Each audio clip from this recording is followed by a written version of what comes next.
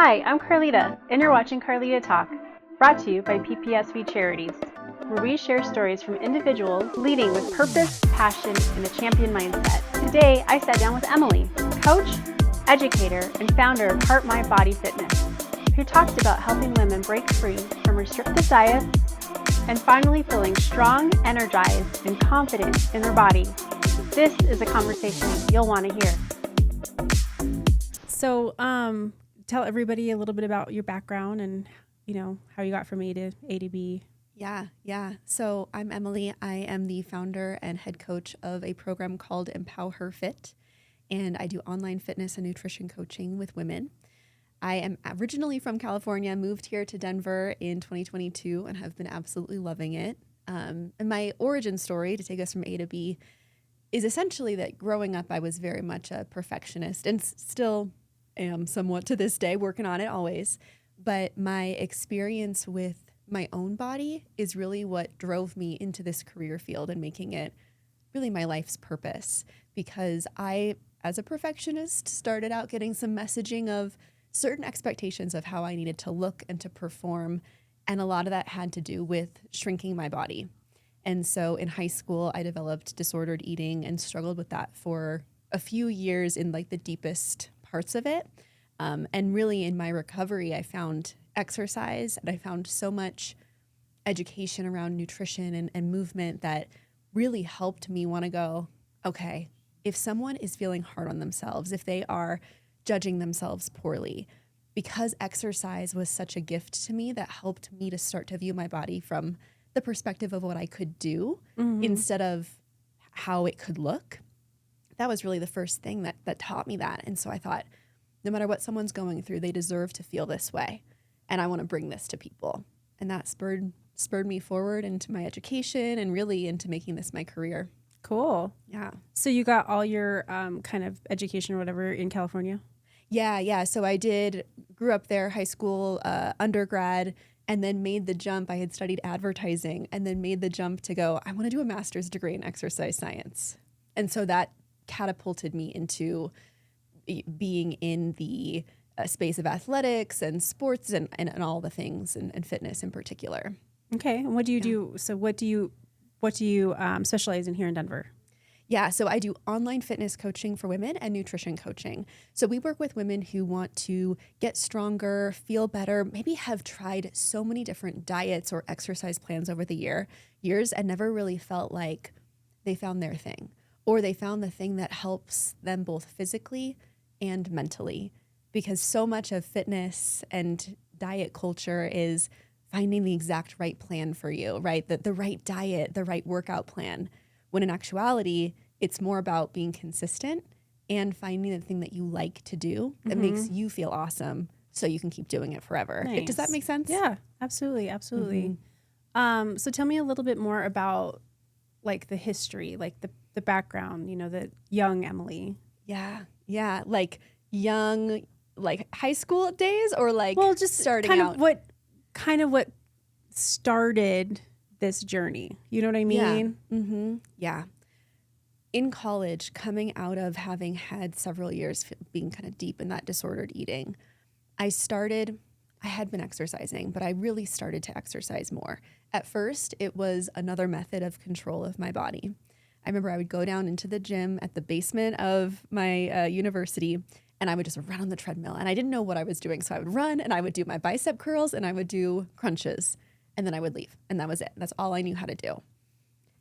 As I started to really enjoy moving my body more, and that was that transition from this is a control thing to, oh, this is kind of fun. Let me see. Now I can maybe do like a 5K, 10K, half marathon, and started to appreciate my body more for what it could do.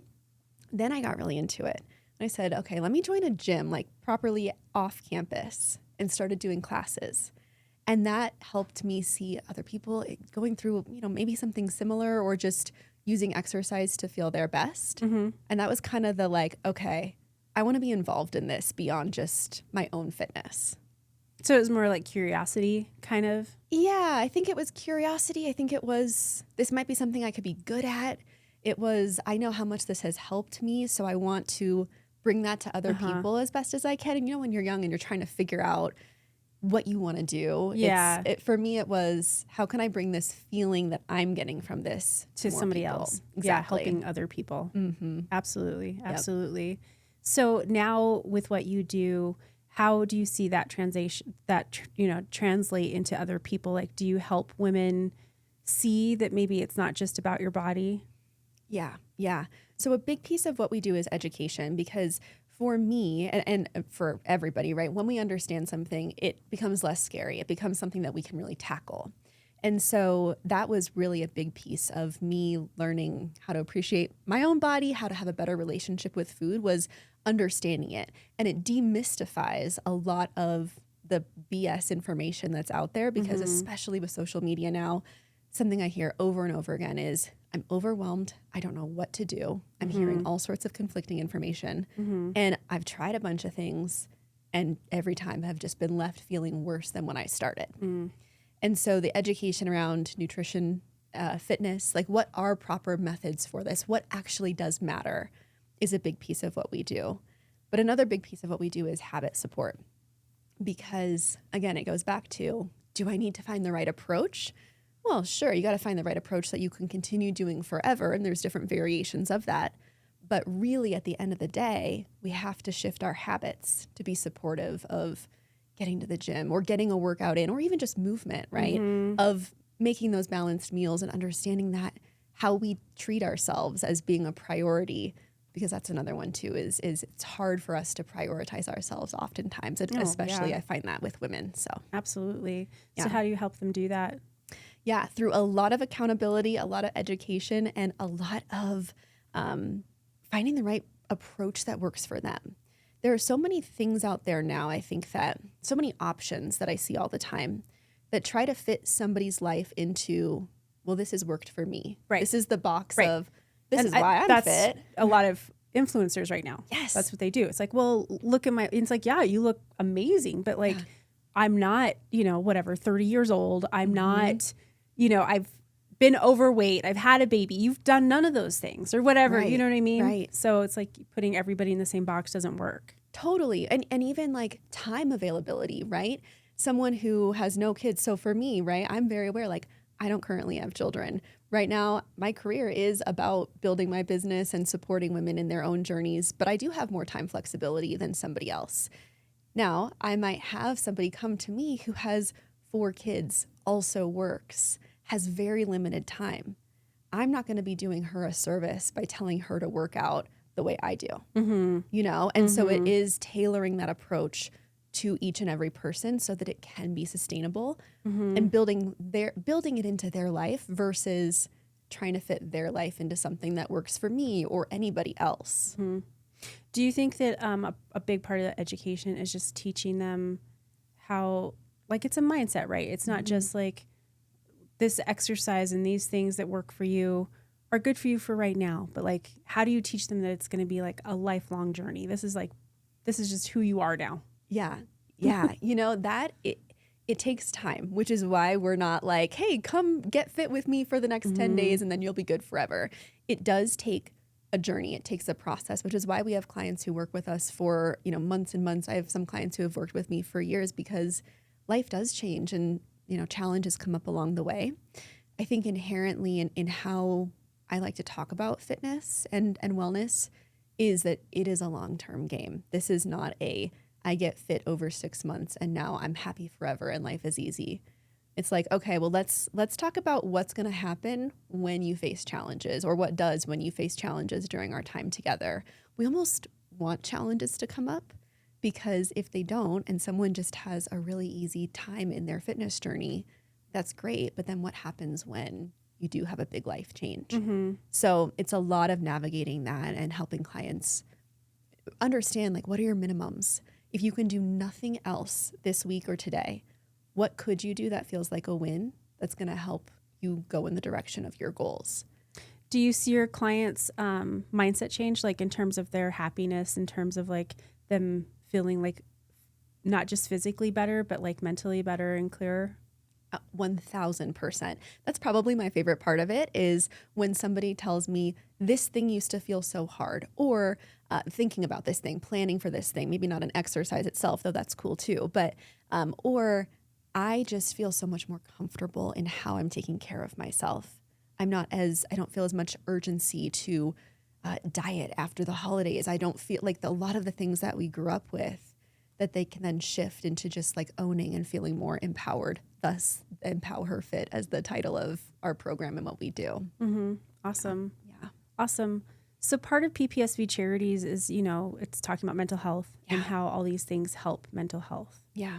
So in terms of like your story or other people's story, can you give me a little bit of like what you see in terms of mental health? Oh, yeah. And of course, I don't need to tell you or your audience that mental health is so supported by how we take care of ourselves physically, right? Exercise, nutrition, just habits overall that support mental health. I've seen that in my own journey, and I do see that in my clients as well. I think that the things that I see most, though, that kind of overlap and can change with focusing on our fitness in a positive way, not in a I'm punishing my body or that I have to do this, but I want to do this.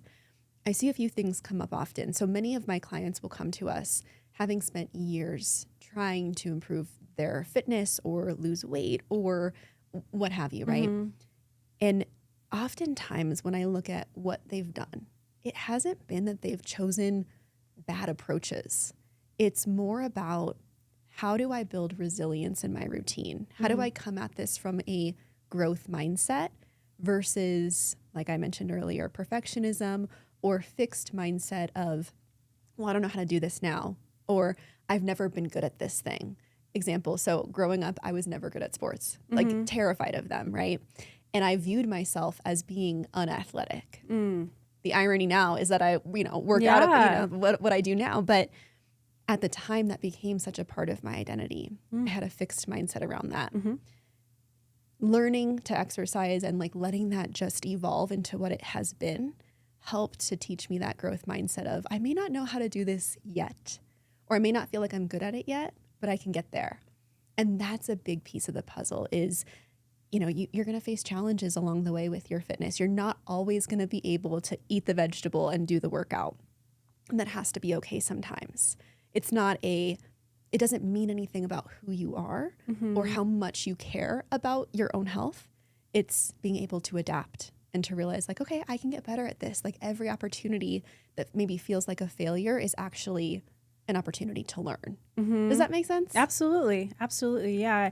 Yeah. Any time like that, it's like, instead of putting yourself down, right? Yes. Like making yourself wrong for something like that. It's like, okay, I'm not like, I did it and it's fine. And tomorrow is a new day and we start over tomorrow. Exactly. Right. Yeah. It really is fitness is such a good playground to improve our mental health and to improve just overall personal development, because it is relatively like a safe, confined space for us to practice some of that stuff. Like this lift feels hard. It was hard for me to get up this morning to go do my workout, but I did it, right? Like proving that I'm worth the time, proving that I can do the hard thing, proving that even though it does feel hard, like I can come back tomorrow and I can do even better.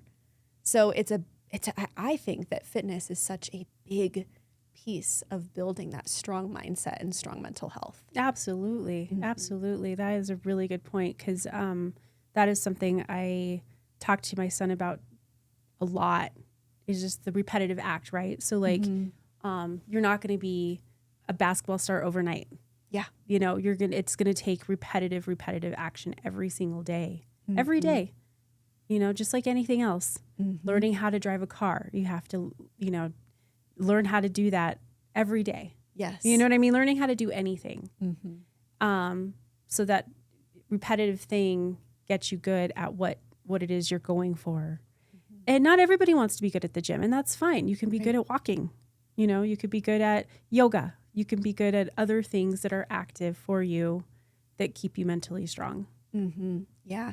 So much, I'm glad that you say that, because so much of what I see that holds a lot of, I work with women, so I'll say women, but I'm sure a lot of people back, is the concept of I should.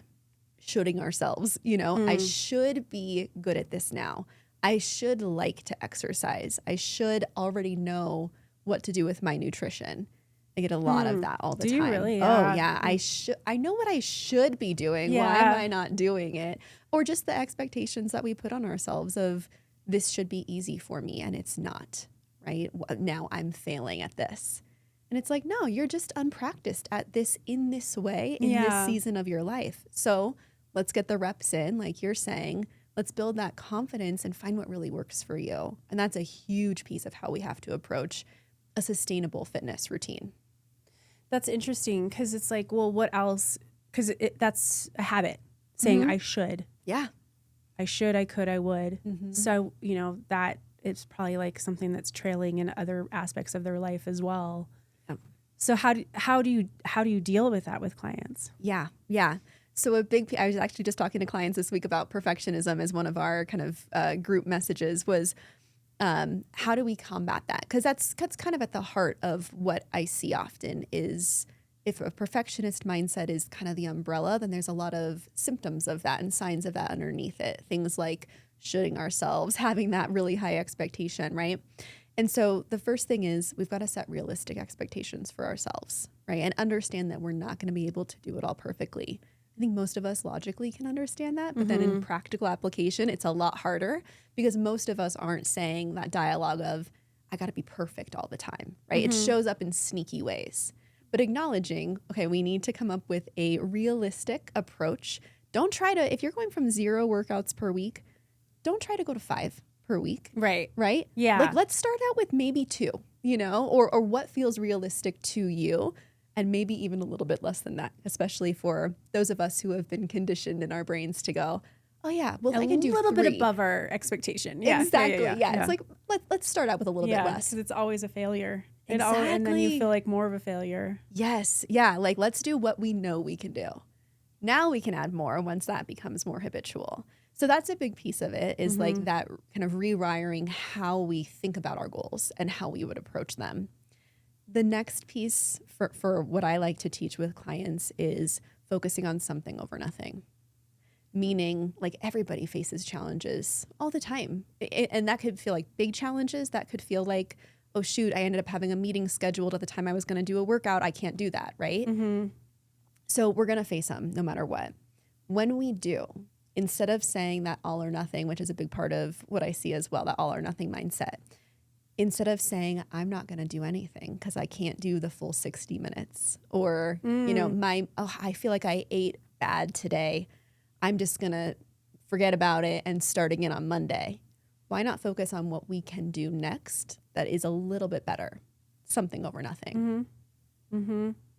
Yeah, that's a good way to approach it.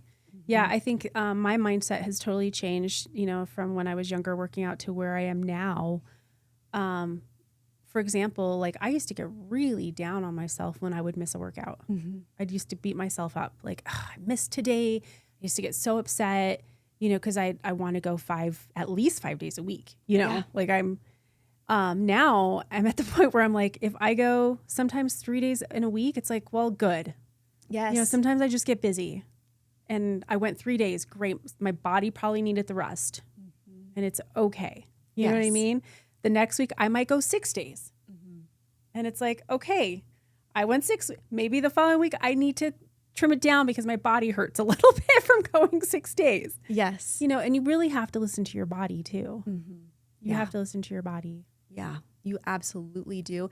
And I'm glad that you say that about I'd like to get in 5 days, but I'm getting in 3 and that has to be a good thing. Something that I often encourage my clients to remember is that fitness is ideally something that we're going to be doing forever, right? It's not like you reach an end goal and then you don't have to do it anymore, which then inherently for somebody like me, where I do have those perfectionist tendencies, that's a little bit harder. Because if there's a goal and an end date, like I can do it, right? But if it's just like keep on doing it forever, that's harder to compute and harder to not have set expectations because you have to roll with whatever life throws at you, right? So I like to remind clients that we think about this like it's an infinite game. Are you familiar with Simon Sinek? So he's a wonderful author and just personal development and organizational leadership expert.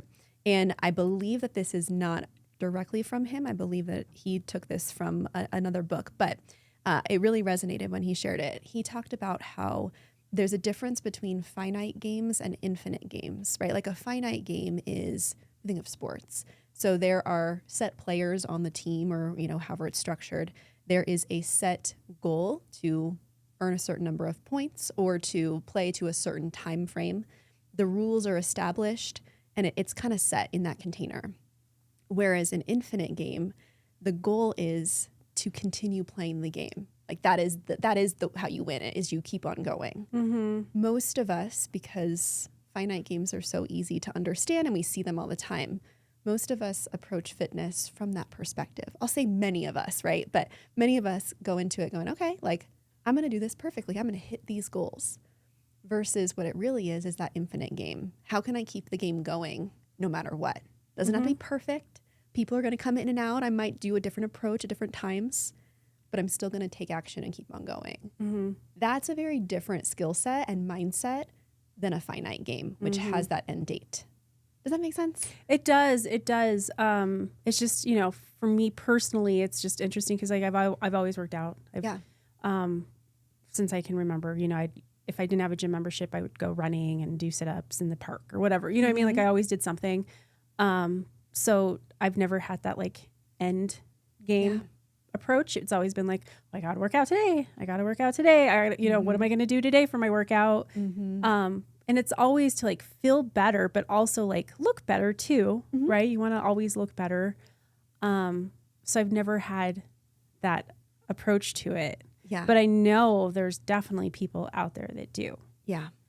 My sister just started working out again this past weekend. She's kind of been out of it for a couple years because she had some pretty traumatic things happen in her family's life and just got out of it. And I've been trying to push her to get back because it's so important for us, especially as women, to work out. Men too, but we start to lose, bone density and all of that as we age. And to lift weights, it's like incredibly important for our health. And so I try to get everybody I love to work out. Yeah. But it's, you have to let them kind of do it at their time when they're ready because forcing people never works out. You know what I mean? Totally. Yep. And I think sometimes they think I'm crazy, like the crazy workout lady. Yeah, I get that. I resonate with that very much. I've been called that before. Yeah, but it's just like, we just want people to feel good. Yeah. Physically and mentally. Like, Yeah. I know if I didn't work out, I would definitely have to take some sort of medication. Yeah. It helps me out tremendously with my health, my mental health. Oh, yeah. Yeah. Same. I think that that's such a testament to however you learned about exercise as being something that is good for you, not just to look a certain way, though that can sure be part of it, of course, but like it's ingrained in you. It sounds like it was a habit from a very early age. It was. Well, I was a tomboy as a kid and I rode my bike all over the place when I was little. I grew up in a small town and I played football in the 8th grade boys football team. And I played basketball in high school for a little while, but I've just always loved working out. And I remember at a young age walking with my mom, and my mom would get up in the morning and do like the PBS workouts. Yep. And I go like this because it was like funny workouts, Yeah. And she would go for walks all the time. So I'd go with her on walks and I just really I loved it. I loved being outside as a kid. I grew up in Palmer Lake, which is kind of a small mountainy town. And I don't know. I just remember going to college and like it was in Kansas City and it was hot and humid and no mountains. And so you couldn't really necessarily be outside as much, but I would do it anyways. I'd go running and come back just like dripping in sweat. And our workout center in college, because it was an art school, was like a treadmill. Yeah. A treadmill. Like, I'd rather go run outside and be sweaty than be on a treadmill in this little room. And it just, I don't know. Like, I think it's just because like I did that stuff so much, I knew that it made me feel good. And then at one point I got really depressed and they put me on medication and I was like, I don't want to be on this like, I just need to work out. And I think I was on medication for maybe 3 months and then took myself off. And it was Zoloft, I believe, and knew from then on, I just had to work out. Yeah. I had to work out. And it's been like that ever since. I never stopped working out. Yeah, totally. And of course, for somebody who benefits from medication, amazing. Like, do you? But we also do see so many benefits from mental health, or for mental health from exercise. So to me, ideally, everybody values exercise and has the time and the resources to do it. And we do. So good we for do. us. We do have the time and resources. You just need your legs. You just need, you can use the floor. Yeah. You can do push-ups. You know what I mean? Like we all have Yes. time and resources. We just have to learn to be okay with making that happen. Yes. And not have it have to look a certain way. Right. That's the thing is, right? Like, if I have somebody coming to me saying, I think I should be working out an hour a day at the gym. However, I have, 18 children and I have a job and then it's like, okay, well, we need to figure out something that's realistic for you. And so that's what I mean when have the resources and the time, because we all do have time to prioritize it in some way. It just might not look the way that you think it should. Yes. Yeah. Exactly. Yeah. I'm really lucky because I live 5 minutes from my gym. You know what I mean? Yes. Somebody else might live 20 minutes from their gym. And it's like, yeah, I get it. That would be a hassle to have to do that daily. So why don't you find that twice a week and, the other 2 days do something at home, outside, whatever, in your garage, basement, whatever, Totally. Yeah. Yeah. It has to be flexible. It has to be adaptable. And I think that's a big piece of what I strive to focus on in my career is that it doesn't have to look just one way. Because again, we'll get into, I should be doing this or that. And that can feel very disempowering versus like, yeah, you could do this, like you said, on the floor here. We could do push-ups and we'd be okay. Yeah. So it's a rewiring of how we think about it, I think, for a lot of folks.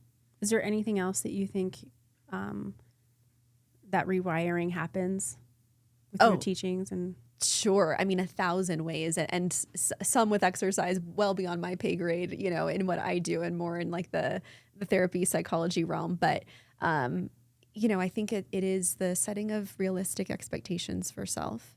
It is, we talked about focusing on something over nothing. And then the last thing that we've kind of been dancing around, I think you had said, I want to do 5, but if I get in 3, that's good. It's celebrating our wins. And that's something that I know for my clients, I'm like a broken record where it's like, it's time to talk about your wins today. What'd you do? And it can feel silly at times. I often hear, I don't feel like I had a win this whole week, but it's like, no, even you showing up and thinking about your fitness, if that's better than what you would have done, which is totally ignore it, that's a win, right? You doing 10 minutes of movement is better than you doing 0. Well, even feeling a little bit bad that you didn't get anything done is a win because it's like, you know what you wanted to do. Yes. And it doesn't feel good that you didn't get it done. So that's a win. Yes. The idea of, I hear this often around like holidays or when someone has to go out of town, right? Like maybe I didn't do what I wanted to do in terms of movement or life got really busy or whatever, but I missed it. I wanted to come back and get my workout in. That's a huge win and a huge sign of, okay, this is becoming something that you really enjoy. Yes. And you want to keep on doing it. Exactly. So I think it's, and for anybody listening, I think it would just be when you are on your fitness journey, no, it's not going to be perfect. It's not going to be linear. It's going to hopefully be forever. So what can you do that helps you feel like you're doing a good job? That way it's like, okay, I like doing this. Nobody wants to do something that makes them feel crappy all the time, right? Or like they're never doing enough. So start with what you can do, acknowledge that, celebrate it. Those are wins. Even if someone else is doing more or differently, all that matters is you and how you approach it. Yep. Yep. We're each different and individual, and we all need different and individual things in our life. Yes. And it's okay. You don't have to look like your neighbor or your friend or whoever. Yes, exactly. Everybody is going to be different, and that is beautiful, right? And your journey will look different, and that is beautiful too. Yep. And you don't have to be an athlete. No, you don't have to be an athlete. You can be far from the athlete and then become the athlete. You would have totally intimidated me in school because I was like, oh my gosh, I would have been watching from the sidelines, watching you play sports, like terrified. But here we are, both loving exercise, and it can be a place where even if you never have done it before, you can find joy in it and really embrace it. Yeah, absolutely. I agree with you. What an empowering conversation with Emily, a leader who is showing women that strength, health, and confidence start from within, not from perfection or pressure. If you or someone you know has a story that inspires a community, head over to our website and sign up to be a guest on Carlita Talk. And don't forget to like, follow, subscribe to PPSV Charities for more stories of growth, healing, and transformation.